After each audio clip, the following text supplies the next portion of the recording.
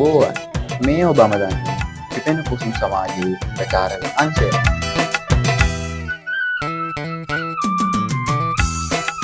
එක්වන වරටත් සංවිධානය කරනු ලබන මහා බක් මහා උළෙල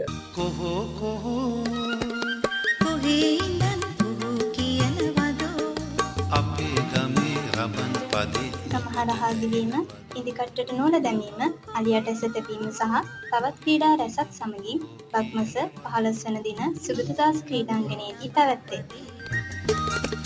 කජුනාඹර රසමී අඹ ගස් යට වැහි වැහැලා කොහොන් අර බලපන් මී වද පැණි. එදින ඔබ සැමට ආරාධනා.